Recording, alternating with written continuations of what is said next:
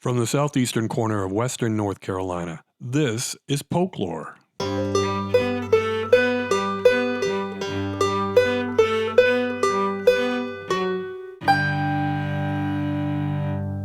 I'm your host, James Hernishin. Jon Klimstra is not a high-value target in the war that Donald Trump and Elon Musk are waging on the imperfect but mostly successful post-war liberal consensus on how to expand freedom, equality, and prosperity in America and around the world. He and his wife are just apple farmers. But he's in the middle of what's becoming the most ambitious, many would say reckless, attempt in history to redefine what government does and does not do. At issue for Jon is the recent decision of whoever is calling the shots at the U.S. Department of Agriculture to eliminate support for two programs, Local Food for Schools and the Local Food Purchase Assistance Cooperative Agreement. Together, they help bring healthy produce and protein from farms like the Klimstras to food banks and school cafeterias in counties like ours.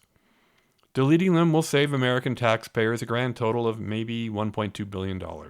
Although, as you'll hear in this interview, those cuts will probably end up costing our economy more than that in the long run. The end of these programs may not get the most attention, when both mainstream media and the new generation of independent Substackers and TikTok commentators, and podcasters, are busy covering more exciting stories. Stories like kidnapping green card holders and foreign students from the street and shipping them off to detention centers in Louisiana or El Salvador because they have opinions or tattoos. Or sharing war plans on the Signal app. Or Ivy League schools, prestigious law firms, and major media conglomerates capitulating to demands from the Trump administration to stop hiring folks who aren't white, or using words like women and diversity.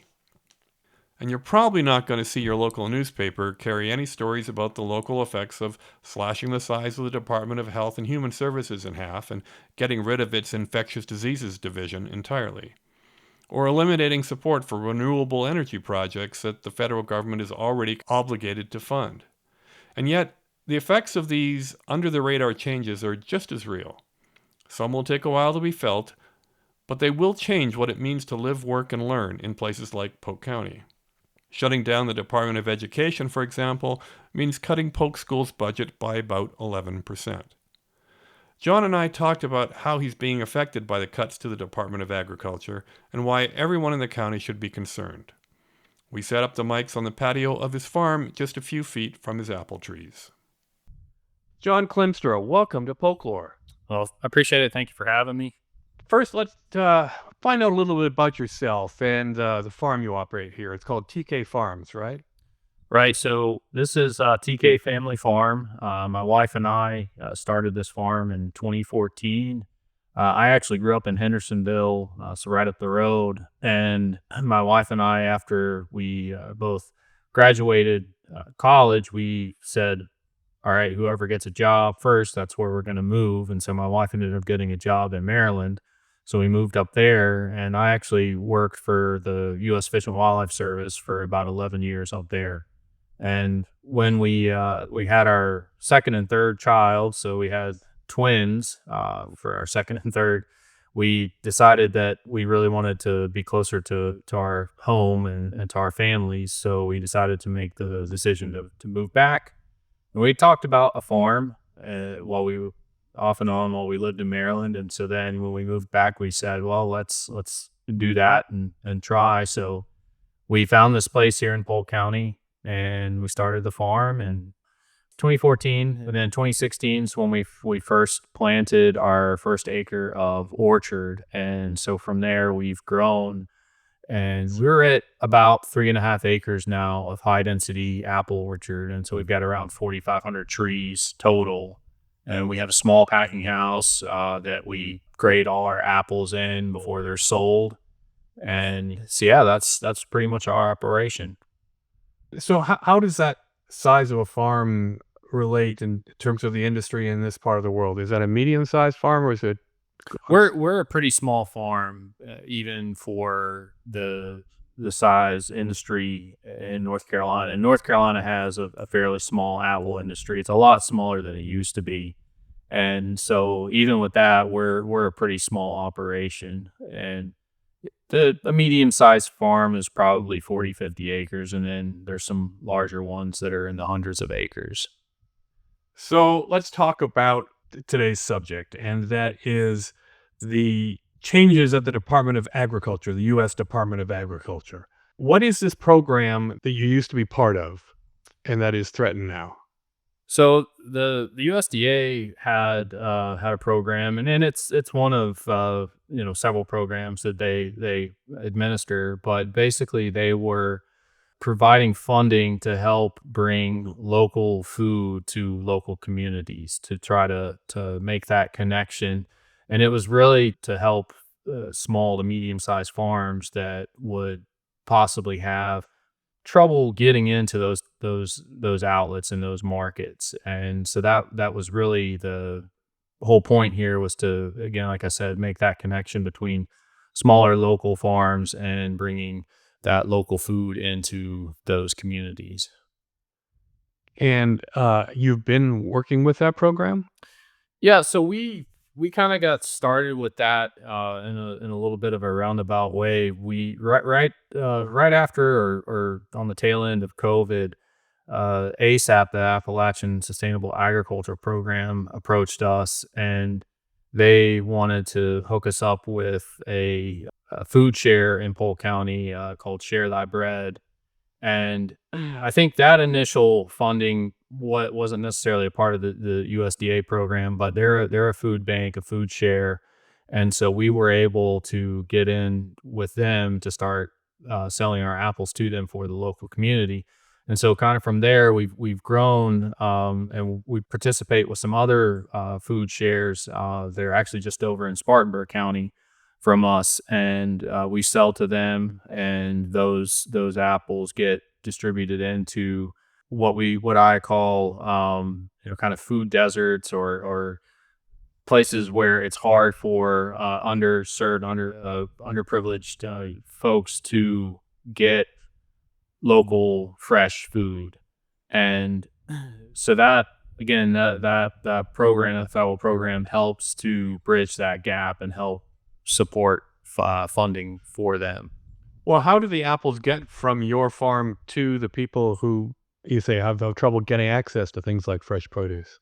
Well, again, it's through those food share, food bank programs. They're the ones who are setting that up. They're identifying the farms, purchasing the whatever, whether it be apples or carrots, what have you, and then they're the ones who are distributing those to the folks that would ultimately be signed up for for that program through their food share, food Okay. bank program. What about the schools? Do they have any role in this?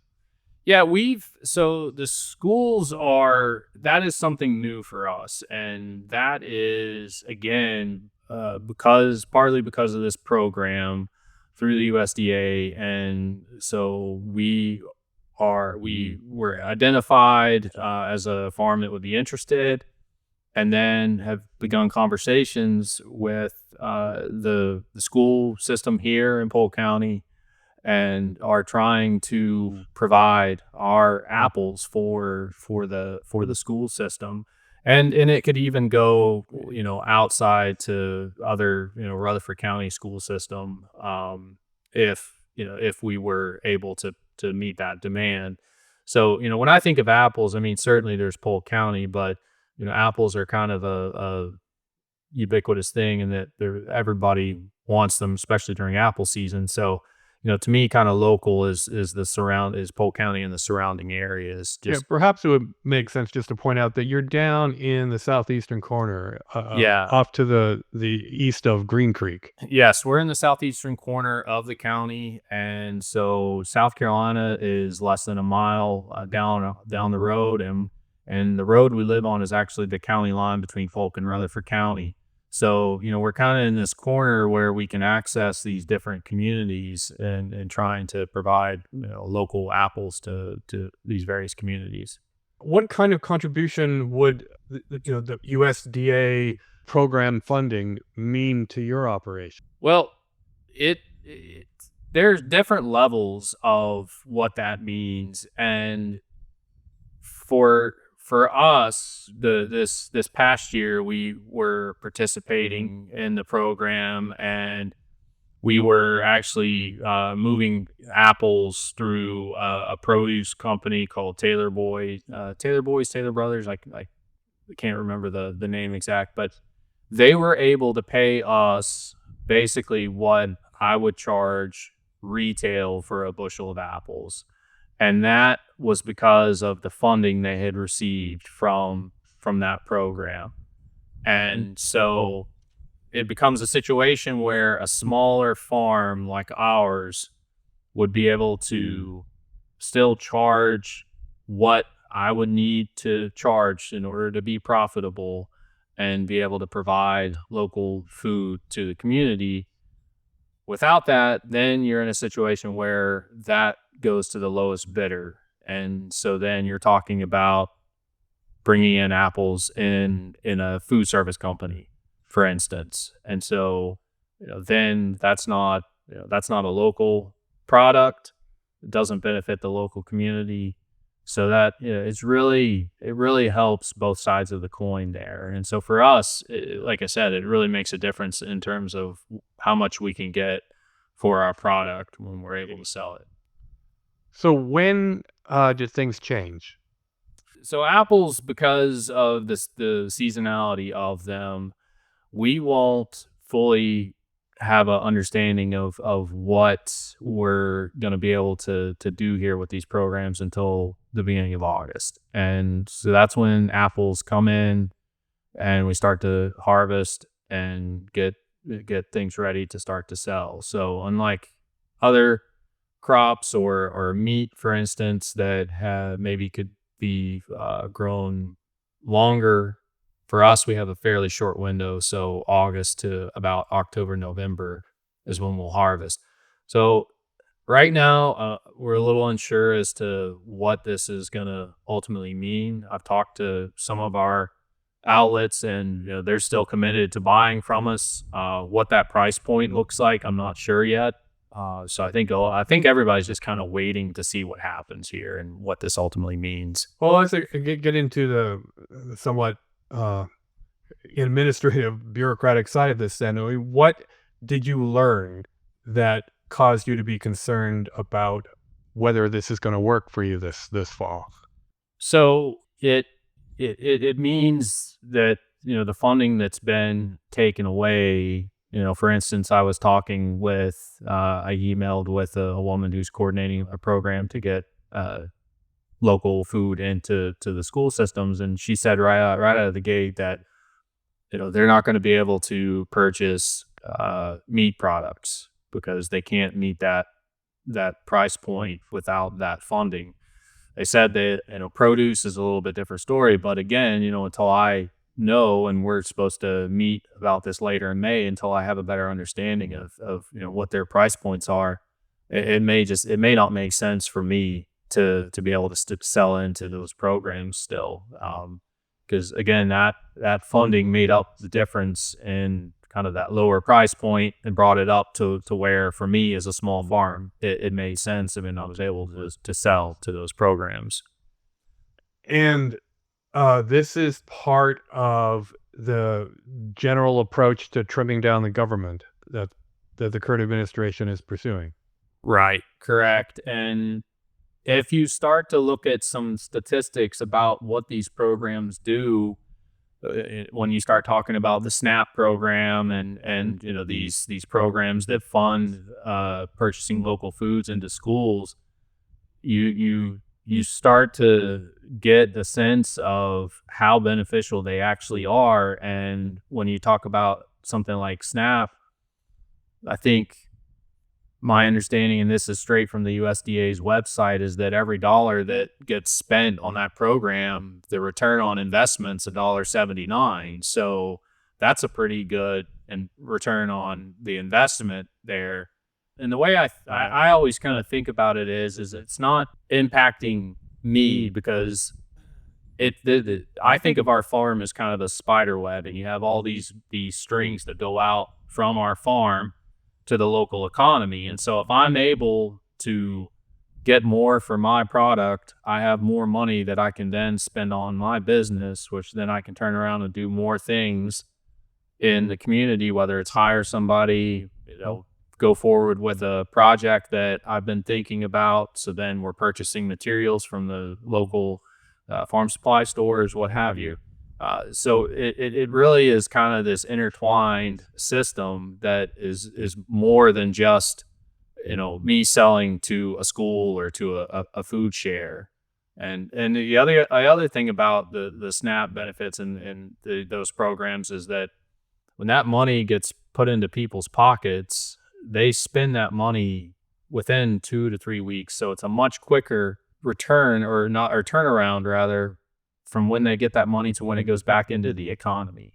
And is there more to this in terms of the effect on the Polk County? I mean, we're talking about the effect on you right now, but clearly, if the schools can't get their hands on affordable food, or if the food banks can't get their hands on them, Well, yeah, I think ultimately then it becomes, as I mentioned before, that lowest bidder situation where the schools are going to then be going back to the food service companies and getting all of their food from those companies. And I don't know the percentages of what they get from those companies right now, but that's again, that's not a local system. The nutrition of that food is probably not going to be nearly what the local food would provide. And and again, from the USDA's website, there's tons of statistics that show what the benefits of that local system and it working properly, benefiting both sides. And so I feel like that for the schools and again for that local economy, we're gonna have a potential shift back towards these larger corporations that are providing the food service to these entities. do you have any idea of how much the community understand, how much Polk County understands about the role of USDA programming to farms and to food banks and to schools? James, that's a really interesting question because since a lot of what has happened in the last couple of months has happened, I myself have really found out how various programs operate, whether it was the USDA, Social Security, pick anything. And it was just out of curiosity, you start to hear things that are being done and then you say, oh, well, how does this work? So you start to investigate and learn. And so I don't think people have a understanding of kind of the behind the scenes sausage making, if you want to call it that, of how these programs all work. And not that they necessarily should, but it really would be helpful to understand for folks to understand how these things work, how they benefit them, and once they're gone, ultimately what the downfall here is going to be. Have you made any attempt to get the attention of politicians, either the state or the federal level? So that is something that I'm still putting my head around and what exactly I want to say to the politicians about how this is going to impact us. And so the short of it is I have not contacted any of our elected officials yet, but my plan is to do that and to let them know that as a small farm, these programs are very important to us and very beneficial to us.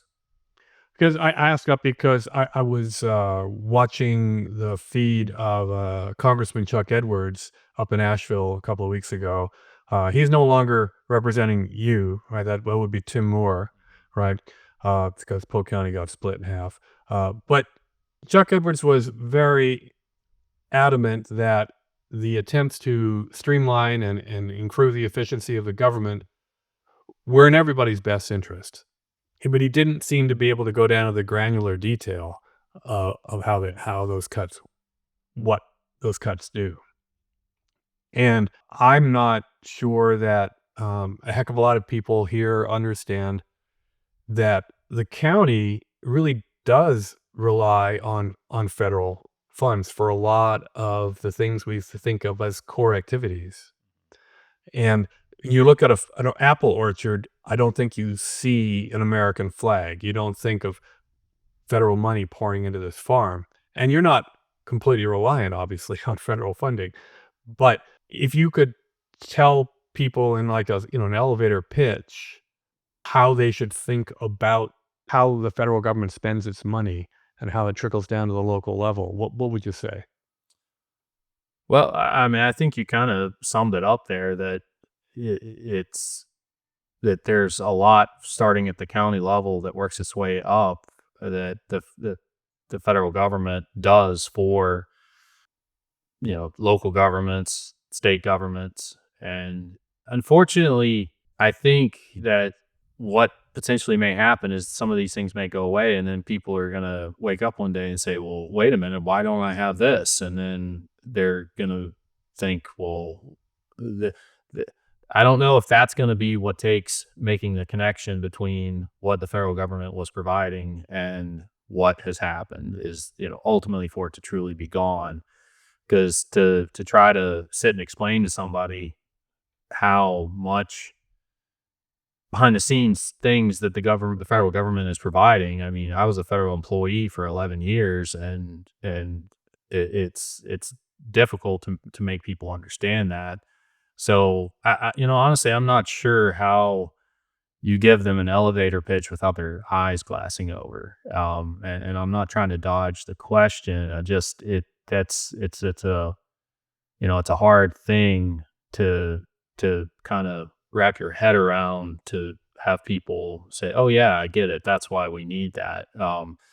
For instance, our crop insurance that we get every year is the federally funded. So, if that goes away, and they are talking about making substantial changes to it prior to this administration, so that's not to be confused with what's going on, but that crop insurance takes away a lot of the uncertainty and variability that we deal with every year in trying to grow apples.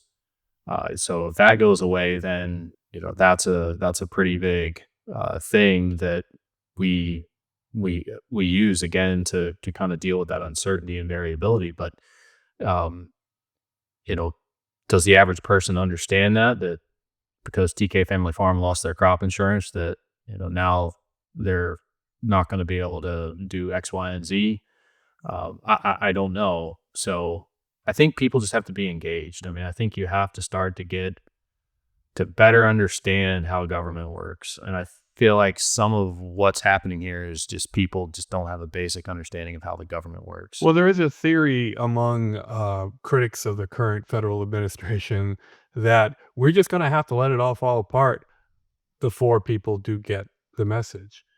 But in the meantime, that means a lot of uncertainty, a lot of suffering and business collapse. And And just, I'm not proposing that. That's not what I'm saying at all. I don't I really hope we don't get there, but I feel like people just they don't aren't invested. I don't know what the right way to put it is, but they're just, again, that lack of understanding of really what services are provided here, how minute and small they may be, that once gone, people are gonna say, "What the heck is going on here? Why don't we have this anymore?" And, back to your point about the government being efficient, the government, in my opinion, isn't necessarily a business. So this whole idea of efficiency, I think, is really kind of a ginned up thing, to to spend this, but that's an well, opinion. we talked about, or you mentioned the fact that for every dollar that comes in through this program, $1.79, I think you said, Yeah. gets returned to the community.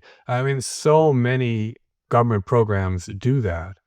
And the national parks are another great return on investment, I for think example. the example on the USDA's website gave was that for if you would just say take $1 billion and to invest it into this SNAP program, local food program, that the analysis done would generate $32 million in agricultural economic revenue. So again, you have all these things that are benefiting from allowing somebody to eat, essentially. I mean, that's what we're talking about here, right? So you haven't yet engaged with our elected officials, but have you talked to other farmers, other folks, other apple growers? I haven't talked to other apple growers yet. I know of farms that are involved in programs that were allowing them to, put their apples into schools and food banks and other places. So I haven't had a chance to see and talk with them because again, this is because of when this decision was made to cut this funding and when apples are harvested and picked in this part of the world, there's going to be this lag time between, that funding's gone and then now we need to start selling apples. So, again, that's why I kind of keep going back to I don't think people maybe fully know what's going to happen and how this is going to all work out. But there are other farms that I have seen that are already feeling the impacts. They were beef operations that aren't going to be able to provide their product to local schools now. So that's going to impact them. Do you have any advice for the average person? I mean, other than call up their congressman or congresswoman or whatever across the country, this is not something that just affects Polk County, Oh, right? absolutely not. No, I mean this is nationwide, and I my wife and I when we moved here we kind of uh, hit what we feel like is a very lucky place to be. And, as I mentioned, I grew up in Hendersonville and spent some time in Polk County, but I didn't really understand or know what the community was down here. And so when we finally got here and got established, we've really spent a lot of time trying to support the local community however we can. And so I think to answer your question, what folks can do, the first step I think is to support the local agricultural community. When you can buy product, eggs, whatever it may be from folks here in this county, or to me, local is even just over in Rutherford County, Spartanburg County. Buy as local as you can, and then I think you folks are gonna have to start to express some displeasure with what these cuts are, whether it be with USDA, Department of Education, what have you. Folks are really gonna have to start putting, letting the elected officials know that this isn't. We're not happy, and we really want these things to be left in place. Well, 6 months ago, the country went through an election where over, not the overriding, but the predominant feeling was a sense of unease with the status quo, and that's why we got a new government, right? I mean, that's the general consensus of what happened. People were not happy with the way the federal government was behaving, and so they wanted to change, and so Right. they chose Donald Trump instead of sticking with the designated successor to Joe Biden. Uh, and Polk County is a two-thirds Trump county. Do you think that people in around here understand the consequences of shutting off the government?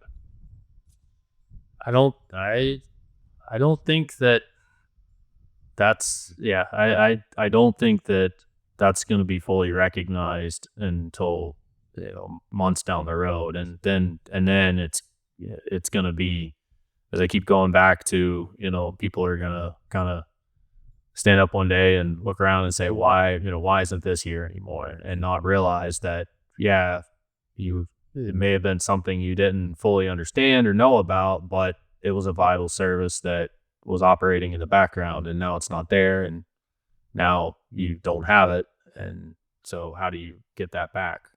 Because honestly, I don't think that what the people who are doing all this, I don't think they understand where this is ultimately headed. So how can the people who are going to be impacted by it understand where it's headed? Well, I think we might as well just wrap up on that because it is going to be a time of uncertainty, and I wouldn't want to leave listeners with a suggestion that we know what the heck is going to happen. So, thanks very much for your time, and good luck with. I don't know, what do you do between now and the fall as an apple farmer? It's like, I get asked that question quite a bit, and it always is, people that kind of is couched in different ways. Some people are, oh, I guess you got plenty of time on your hands. And, really, it doesn't end. We go straight from packing apples and selling apples, and we may take a few weeks to kind of just totally unwind and walk away from things for a little bit and reset. But then, once we get into January, then we have to prune. That's a fairly big job, and so that takes a little while. And then, the way I always the other thing I always say is I fix everything that broke that I didn't have time to fix during the season. So there's plenty of things to be doing right now, and even in the winter. all right. Well, again, good luck with navigating the changing bureaucratic landscape. I appreciate it. Thank you, James. Okay. This will not be the last episode devoted to the local effects of changes to how the federal government serves Americans. I have a long list of topics in my back pocket. One story I'd really like to tackle is the fate of Meals on Wheels, for example. But feel free to add to that list by mailing your suggestions to jamesh@folklore.com. Thanks for listening. I'll leave you now with this exchange between New Mexico Senator Ben Lujan and New Jersey Senator Cory Booker during Senator Booker's marathon in the Senate the other day. It was still going on after 20 hours as I recorded this episode of Folklore.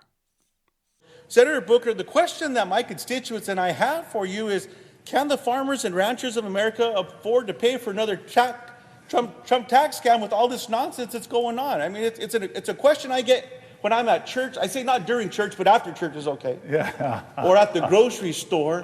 But when I'm visiting with folks back home, this is what they're asking me. And thank you for the question. You said it, the same words that literally, I didn't write these words, my staff wrote this little paragraph here. Trump is pulling the rug from out from under producers that need stability and reliable markets. Because you and I sit, right by each other in the Ag Committee, and we see this connection that you so beautifully say, this idea that we are separate from each other, the invisible lines that divide us in this country are bunk compared to the strong ties that bind us. That farmer producer in a rural neighborhood is deeply connected to the person in my community. And I live in an inner city, Newark, New Jersey. There is a powerful spiritual connection. And you talk to that farmer, and they've got pride that they're feeding America. And they have pride in the ground. You described it so beautifully. They have pride in their soil. They want to be stewards of the land, and they want to create a vibrant American food system.